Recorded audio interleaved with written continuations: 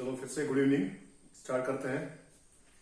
तो इकोनॉमिक्स जो सब्जेक्ट है इसको मोस्टली लोग ड्राई समझते हैं, लेकिन अगर हम मजे मजे से आराम से, जल्दबाजी में नहीं, हिचकिचाहट में नहीं, आराम से समझने की कोशिश करें तो बहुत आसान सब्जेक्ट है। खाली एक चीज है कि हमें कंसेप्ट क्लियर होना चाहिए। तो कंसेप्ट क्लियर करने के लिए जल्दबाजी नहीं, आराम से समझने की कोशिश करें। जब तक मैंने आपके जो पेपर्स चेक किए उनमें भी आपने थोड़ी जल्दबाजी करी है, तो जल्दबाजी का काम नहीं है। अब जो हमारा टॉपिक था, हम सुबह पढ़ रहे थे मैक्रो इकोनॉमिक्स, तो उसी का एक कंटिन्यू टॉपिक है जिसको हम बोलते हैं नेशनल इनकम।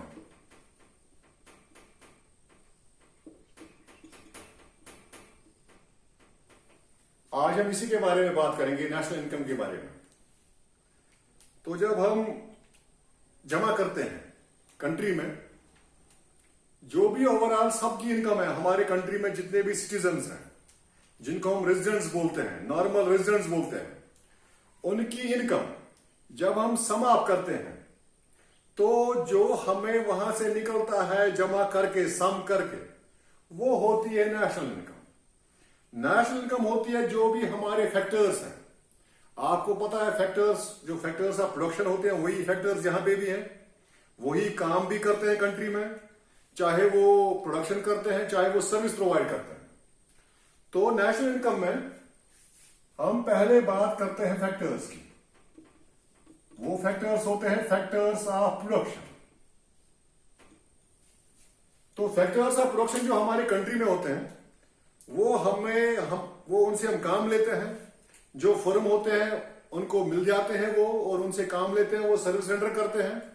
और जो हाउस होल्ड होता है, जो ओनर होता है इन फैक्टर्स का, क्योंकि जो फैक्टर्स निकलते हैं, ये जो फैक्टर्स निकलते हैं इनका ओनर एक हाउस होल्ड घर वाला होता है। क्योंकि काम करने वाले चाहे वो प्राइवेट सेक्टर में काम करता है चाहे गवर्नमेंट सेक्टर में काम करता है, वो सारे फैक्टर्स हैं। और इनका जो ओनर है जहां से निकलते हैं, वो सारा ओनर जो है इन फैक्टर्स का, वो ये हाउस होल्ड है। और जो इनको हायर करते हैं उनको हम फर्म्स बोलते हैं।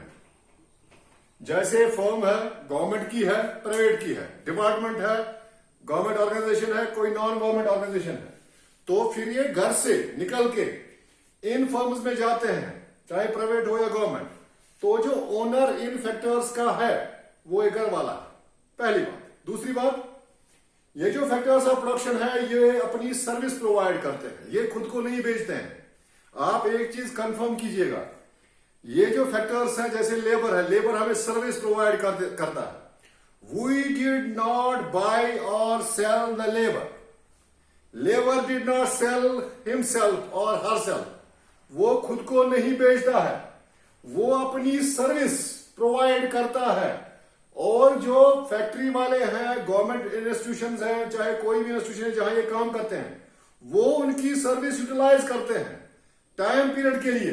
उसके बाद कोई चीज प्रोड्यूस होती है या कोई सर्विस मिलती है। तो फैक्टर्स क्या करते हैं, फैक्टर्स ऑफ प्रोडक्शन, इसमें हमें पता है, इसमें आता है लैंड, हम लैंड से भी काम लेते हैं, ये फैक्टर है क्योंकि इससे प्रोडक्शन होती है। एक होता है हमारा फैक्टर्स ऑफ प्रोडक्शन में लेबर, एक हमारा होता है कैपिटल जिसको हम मशीन बोलते हैं या पैसा बोलते हैं, जिससे दोबारा फिर कैपिटल प्रोड्यूस होता है। और एक होता है एंटरप्रेन्योर, जो बिजनेसमैन है, एंटरप्रेन्योर या कोई ऑर्गेनाइजेशन है, उसकी बात कर रहे हैं। तो जो हम नेशनल इनकम की बात कर रहे हैं, नेशनल इनकम में पहली बात है, हमें चाहिए नेशनल इनकम निकालने के लिए, नेशनल इनकम होती है कंट्री की इनकम। जब हम इकट्ठी इनकम करते हैं, किन की इनकम इकट्ठी करते हैं, इन्हीं फैक्टर्स की। तो इन फैक्टर इनकम्स को हम ऐड करते हैं। जब इनमें सारी फैक्टर इनकम ऐड होती है, मगर किन फैक्टर्स इनकम की इनकम करते हैं, हम इनकी करते हैं जो होते हैं normal residents, normal residents of country. जो रेजिडेंट्स ऑफ कंट्री होते हैं, तो कौन से होते हैं रेजिडेंट्स ऑफ कंट्री, तो नॉर्मल रेजिडेंट्स कौन से होते हैं, तो एक इसके लिए फिर उनके पास जो ये इनकम जाती है, तो उन रेजिडेंट्स पे, जैसे घर से निकला आदमी तो वो एज अ लेबर निकला, एज एन एम्प्लॉय निकला तो उसको वेजेस मिलते हैं, उसको सैलरी मिलती है, तो मिल गई फैक्टर को इनकम। उसको हम फैक्टर इनकम और फैक्टर पेमेंट बोलते हैं। तो मिल गई एक फैक्टर को। ऐसे ही लैंड हमने किसी का किराए पे लिया तो उसको मिलती है income. That income is called, वो रिवॉर्ड जो उसको मिलता है, वो फैक्टर इनकम जो मिलती है, वो फैक्टर पेमेंट जो मिलती है, उसको रेंट बोलते हैं। ऐसे ही कैपिटल को अगर हम किसी का पैसा लें, बैंक से पैसा लें, तो हमने एक तो अपना पैसा वापस करना है और उसके बाद इंटरेस्ट भी देना है। वो जो एक्स्ट्रा हम पे कर रहे हैं, जितना हमने दिया है उससे एक्स्ट्रा हम इंटरेस्ट भी पे कर रहे हैं। तो वो इंटरेस्ट जो है, हमने किसी को पैसा दिया या हमने बैंक से पैसा लिया तो उस पर भी एक कमाई होती है, दैट्स कॉल्ड इंटरेस्ट। वो सारा कुछ मिला के जिसने कमाया उसको भी इनकम मिल गई। और उसके बाद एंटरप्रेन्योर को भी रिवार्ड मिलता है, दैट्स प्रॉफिट। जब वो अपने एंटरप्रेन्योर जो होता है, बिजनेसमैन जो होता है, जब वो अपने सारे खर्चे, बेसिक खर्चे उसके यही हैं, जब वो सारे पूरे करता है उसके बाद जो उसके पास बचता है, दैट्स अ प्रॉफिट, वो रिवार्ड मिलता है एंटरप्रेन्योर को। तो हम नेशनल इनकम की बात कर रहे हैं। नेशनल इनकम में क्या होता है, दो चीजें होती है। अगर हम सीधे से डिफाइन ही करें या लिखें, कैसे लिखेंगे नेशनल इनकम को, इट्स अ सम टोटल। ये ऐसे बन जाएगा, it is a sum total, हमें जमा करनी है, ऑफ ऑल, सारी factor incomes oblique factor payments, इसको हम फैक्टर पेमेंट्स भी बोलते हैं। Sum total of all factor incomes oblique factor payments received, जो रिसीव की by factors of production, by factors of production, that is normal residents, normal residents of a country,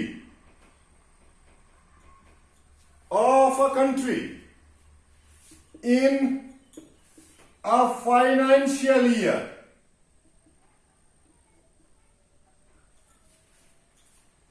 ये तीन चीजें पूरा हमें, जो दो चार चीजें मैंने लिखी, एक लिखा मैंने सम टोटल, आप थोड़ा इस पे जोर लगाए, मैंने जमा करनी है सारी। क्या जमा करना है, फैक्टर इनकम्स, जितने कंट्री में फैक्टर्स को इनकम मिली, चाहे उन्होंने अपनी सर्विस प्रोवाइड करी और चाहे उन्होंने खुद चीज बनाई या कहीं से बनाई, तो उनको जो पेमेंट मिली, क्योंकि वो फैक्टर्स हैं, काम कर रहे हैं, कुछ प्रोड्यूस कर रहे हैं, कुछ सर्विस दे रहे हैं, तब जाके मिली। और वो सारे नॉर्मल रेजिडेंट्स थे, normal residents of a country, मगर किस टाइम में, इन अ फाइनेंशियल ईयर, एक साल में। तो जरा मैं इसको, आप ये समझ गए, मैं जरा इसको इलॉबरेट करता हूं। ये तो आपको समझ में आ गया ना, तो अब जरा मैं इसको इजीली इलॉबरेट करता हूं। पहली टर्म है सम टोटल। जो नेशनल इनकम है वो होता है सम टोटल। किनका सम टोटल, फैक्टर इनकम्स का। फैक्टर कहां से आते हैं, फैक्टर आते हैं ओनर ऑफ फैक्टर्स से, इज हाउस होल्ड, ये घर वाले हैं हम, आप हो, मैं हो, हम सारे इनके ओनर्स हैं। मेरे घर में 3 आदमी हैं, मैं घर का हेड हूं, तो फैक्टर्स मेरे पास है, वो काम करने जाते हैं। तो क्या करते हैं ये फैक्टर्स, इनको कैसे इनकम मिलती है, तो इनको मिलती है फैक्टर इनकम क्योंकि दे प्रोवाइड सर्विस, वो सर्विस प्रोवाइड करते हैं। किसको, फर्म्स को, इंडस्ट्रीज को, ऑर्गेनाइजेशंस को, गवर्नमेंट को, आप कुछ भी बोल सकते हैं, प्राइवेट में, कहीं पे भी ये काम करने जाते हैं तो अपनी सर्विस प्रोवाइड करते हैं। तो फैक्टर ओनर्स है हाउस होल्ड, और फैक्टर सर्विस जो रेंडर करते हैं वो है फर्म्स। तो जो ये फर्म्स है, ये सारे 4-5 लोग हैं, ये करते हैं पेमेंट। पेमेंट इनके पास है, पेमेंट यहां से आती है, क्योंकि यही सर्विस यूज करते हैं इन फैक्टर्स की। और जब हम इन फैक्टर्स की सारी इनकम ऐड करते हैं तो हमें मिल जाता है फैक्टर इनकम। और इसके बाद जब हम फैक्टर इनकम ऐड करते हैं सारी, तो हमें मिल जाती है सम टोटल ऑफ इनकम। और उसके बाद जब हम वो सारी कंट्री की करते हैं तो बन जाती है नेशनल इनकम। तो जो है फैक्टर इनकम्स है, तो ये आ गया आपके समझ में सम टोटल ऑफ इनकम्स। किनकी sum total of income? Factors की। और वो घर से निकलते हैं और उनको फर्म्स प्राइवेट कोई भी यूज करता है उनकी सर्विस को, और उनको पेमेंट मिलती है। तो वो पेमेंट हम ऐड करते हैं, ये पेमेंट ऐड होती है।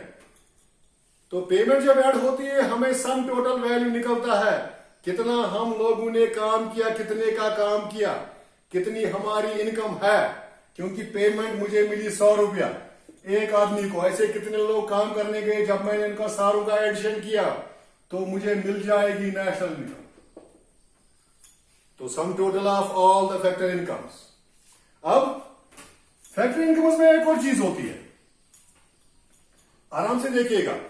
फैक्टर इनकम्स, फैक्टर इनकम्स में होती है एक फैक्टर पेमेंट होती है, एक फैक्टर पेमेंट होती है, एक होती है ट्रांसफर पेमेंट।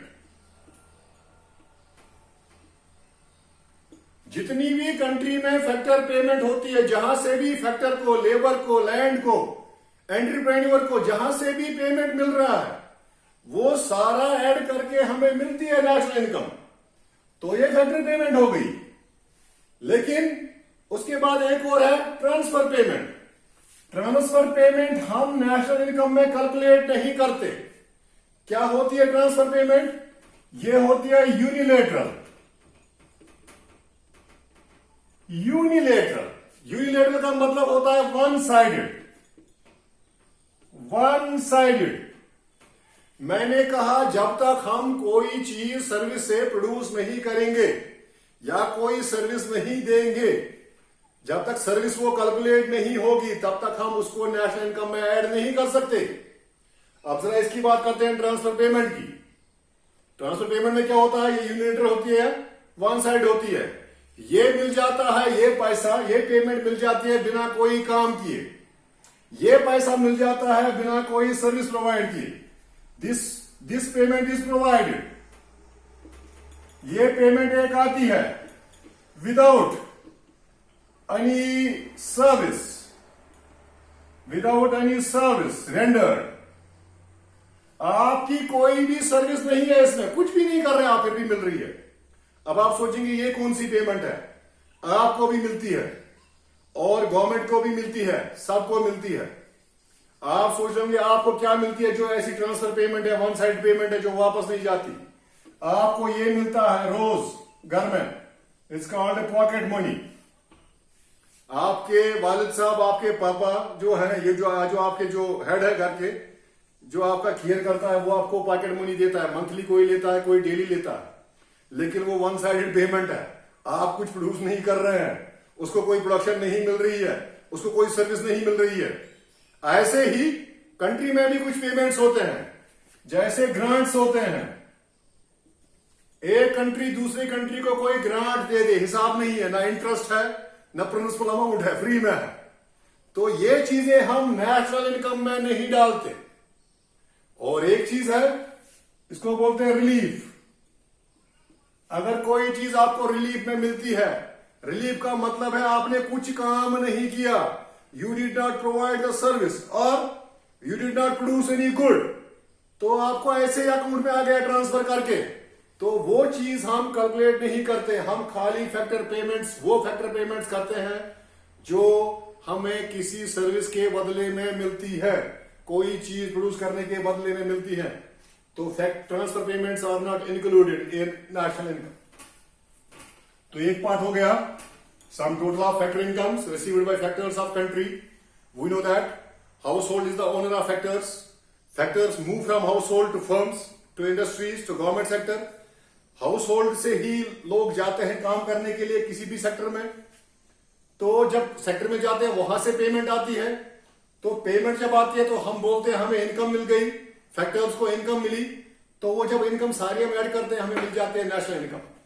लेकिन इसमें एक और टॉपिक है, वो है नॉर्मल रेजिडेंट्स। कौन है ये नॉर्मल रेजिडेंट? नॉर्मल रेजिडेंट्स कौन होते हैं? मैं दूसरी टर्म पे आता हूं। पहले मैंने समझा आपको, factor income received by factors, not transfer income, transfer payment नहीं। तो नॉर्मल रेजिडेंट्स कौन से होते हैं? कहते हैं जो किसी कंट्री में, इंडिया की बात कर रहा हूं मैं अभी, जो किसी कंट्री में 1 साल से ज्यादा रह रहा है, हमारी कंट्री की बात कर रहा हूं, हमारी कंट्री में जो 1 साल से ज्यादा रह रहा है, he is the normal resident. First, living in our country more than a year, 1 साल से ज्यादा, कोई भी फॉरेनर हो, कोई भी हो, वो हमारा सिटीजन है। लेकिन ये नहीं है एक्सेप्ट स्टूडेंट नहीं है।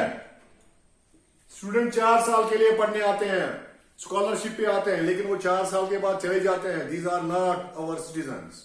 उसके बाद कोई आता है हेल्थ टूरिज्म में, हेल्थ टूरिज्म में कोई आता है, इसका हम जो 1 साल से कम आता है स्टूडेंट, उसका हम इनकम में नहीं करते। अगर वो स्टूडेंट यहां पे कमा रहा है, वो हम कैलकुलेट नहीं करते।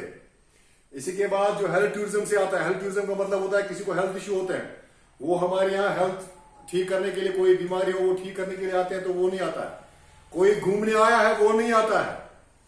तो पहली बात, नॉर्मल रेजिडेंट्स जो हमारी कंट्री में, अगर कोई फॉरेनर भी 1 साल से रह रहा है, इन चीजों के बगैर, घूमने आया है, हेल्थ सर्विस के लिए आया है, स्टूडेंट है, इनके बगैर, तो वो भी हमारा सिटीजन है।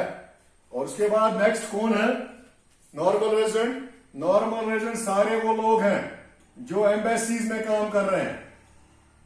एम्बेसीज, जो भी एम्बेसी है, यूके की इंडिया में है, यूएसए की है, पाकिस्तान की है, कोई भी एम्बेसी में हमारे लोग काम कर रहे हैं। मगर इंडिया की बात कर रहा हूं मैं, इंडिया में काम कर रहे हैं, तो वो हमारे नॉर्मल रेजिडेंट्स हैं।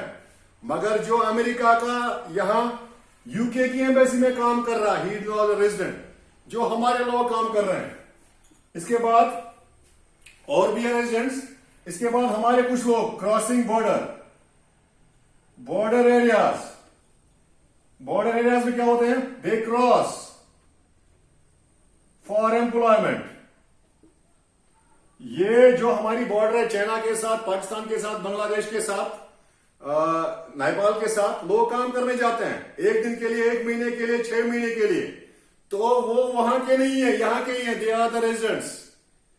तो इसके बाद जो भी हमारे काम करते हैं WHO में या किसी और इंस्टीट्यूशन में, IMF में, मगर जो इनकी ब्रांच इंडिया में है, इंडियन ब्रांच में हमारे लोग काम कर रहे हैं, लेकिन ऑर्गेनाइजेशन जो है वो फॉरेन ऑर्गेनाइजेशन है, जैसे वर्ल्ड हेल्थ ऑर्गेनाइजेशन है, जैसे Indian monetary fund, international monetary fund है। ऐसे बहुत सारे एनजीओज हैं जिनमें हमारे लोग काम कर रहे हैं इंडिया में, तो उनकी इनकम भी हमारी ही है, वो भी हम कैलकुलेट करेंगे। लेकिन अगर कोई फॉरेनर अमेरिका का, किसी और रशिया की ऑर्गेनाइजेशन में यहां काम कर रहा है, तो हम नहीं गिनेंगे उसको, रशिया वाले गिनेंगे। तो ये भी हमारे फैक्टर इनकम्स में आता है, इसको भी हम फैक्टर इनकम्स में गिनते हैं, अपनी जो हमारी फैक्टर इनकम है। तो ये सारे लोग हमारे नॉर्मल रेजिडेंट्स हैं। इसके बाद मैंने लास्ट में पॉइंट बोला था फाइनेंशियल ईयर। एक होता है कैलेंडर ईयर, एक होता है कैलेंडर ईयर, एक होता है फाइनेंशियल ईयर। फर्क यही है, फाइनेंशियल ईयर होता है 31st फाइनेंशियल ईयर, 1 अप्रैल 31 मार्च, और ये होता है 1 जनवरी 31 दिसंबर। अब इंडिया में हम, अगर सवाल कोई पूछे आपसे कि ये फाइनेंशियल ईयर यहां क्यों 1 अप्रैल से, और कैलेंडर ईयर ये क्यों, मैं इंडिया की बात कर रहा हूं, इंडिया में क्यों ऐसे हुआ, वर्ल्ड में भी ऐसे ही हुआ, कुछ कहीं रीजन कुछ हुए तो फाइनेंशियल ईयर उन्होंने कैलकुलेट कर दिया, फिर ये वर्ल्ड का भी बन गया। तो इंडिया में जो है हमारी जो डिपेंडेंस है, डिपेंडेंस ऑन एग्रीकल्चर, हमारी कंट्री जो है उसका डिपेंडेंट मोस्टली एग्रीकल्चर पे है। कहते हैं अभी भी 45% लोग जो है वो एम्प्लॉयमेंट जनरेट करते हैं एग्रीकल्चर से। मैं अभी करंट स्टैट्स बता रहा हूं आपको। तो J&K का जो बैकबोन है वो भी यही है, एग्रीकल्चर। और टूरिज्म भी कुछ लोग बोलते हैं टूरिज्म है, लेकिन जो हमारी कंट्री की बैकबोन है वो एग्रीकल्चर पहले से रही है। और हमारी पॉपुलेशन भी उसी से चलती है और हम काफी कुछ एक्सपोर्ट भी करते हैं एग्रीकल्चर से। तो जो हमारी डिपेंडेंस एग्रीकल्चर पे है उसकी क्या वजह है? एक तो उससे जो हमारे क्रॉप्स इंडिया में तैयार होते हैं, मोस्ट क्रॉप्स वो मार्च और अप्रैल में तैयार होते हैं, राइप होते हैं मार्च अप्रैल में। ये पहले से देखा गया है। Our country's dependence on agriculture, most dependent. 90% plus population depends directly or indirectly on agriculture. 45% directly get employment. Directly 45%. तो आधी population से थोड़ी कम हमारे एग्रीकल्चर डिपेंडेंस से, वही से वर्कफोर्स हमारा वही से पैसा कमाता है। तो दूसरी बात है, हमारा जो सीजन होता है राइपिंग का इंडिया में, तो वो मार्च और अप्रैल में ही होता है। बहुत सारी फसलें तैयार होती हैं। तो एक और चीज भी है, एक है टैक्सेशन एक्ट। जो टैक्सेशन एक्ट है 1961 में लागू हुआ था, 1961 में आया था, सॉरी, और अप्रैल 1 1962 में अप्लाई हुआ था। तो जो हमारा इनकम टैक्स एक्ट है, तो ये एक्ट आया था 1961 में और अप्लाई हुआ अप्रैल 1 1962 में। तो अप्रैल 1, तो फिर हमारे इंडिया में क्या वर्ल्ड में भी यही कंसेप्ट है कि ये फाइनेंशियल ईयर स्टार्ट होना चाहिए 1 अप्रैल से और 31 मार्च तक। और हमारा जो नॉर्मल कैलेंडर ईयर होता है वो होता है 1 जनवरी टू 31 दिसंबर। ये आपको समझ में आ गया। अब हमने इसी फाइनेंशियल ईयर में अपनी नेशनल इनकम कैलकुलेट करनी है। तो हम फिर से टॉपिक पे आते हैं। तो मैं दोबारा लिखता हूं, national income it is some total of factor incomes. अब आपको ये समझ में आ गया, factor incomes oblique factor payments. या आप लिख सकते हैं लैंड, लेबर, कैपिटल, टेक्नोलॉजी, या टेक्नोलॉजी नहीं, लैंड, लेबर, कैपिटल और एंटरप्रेन्योर या ऑर्गेनाइजेशन या मैनेजमेंट, इन सब की इनकम। और उसके बाद बाय नॉर्मल रेजिडेंट्स। अब नॉर्मल रेजिडेंट भी आपको समझ में आ गया कौन है और कौन नहीं है हमारा नॉर्मल रेजिडेंट। ये भी है, अगर एक आदमी है उसको 2 कंट्री की सिटीजनशिप भी है, इंडिया में अलाउड है ड्यूअल सिटीजनशिप। हम यहां के भी हो सकते हैं और अमेरिका के भी हो सकते हैं, हमें अमेरिका का भी कार्ड मिला होगा। तो अगर हम कुछ यहां प्रोड्यूस कर रहे हैं, हमारी कोई बिल्डिंग यहां पे उसको रेंट मिल रहा है, तो वो भी, उसका भी इनकम कैलकुलेट होगा। और अगर वो अमेरिका का रहने वाला भी है तो अमेरिका का, उसके अमेरिका की इनकम कैलकुलेट होगी और यहां पे उसकी जो इनकम है वो यहां पे कैलकुलेट होगी। तो ड्यूअल सिटीजनशिप ही चलती है। तो ये नहीं जो अमेरिका का सिटीजन हो गया वो हमारा सिटीजन नहीं है, या तो वो हमारी सिटीजनशिप कैंसिल करे, या तो दोनों भी रख सकता है, 3 भी रख सकता है। कुछ कंट्रीज में तो मल्टी चल रहा है, मल्टी सिटीजनशिप। इंडिया में तो अभी 2 ही चल रहा है। तो 2 का तो आदमी नॉर्मल रख सकता है। तो national income sum total of factor income received by factors of production normal residents in a given year. तो नेशनल इनकम क्या होती है? So national income Y is equal DFI plus NIFA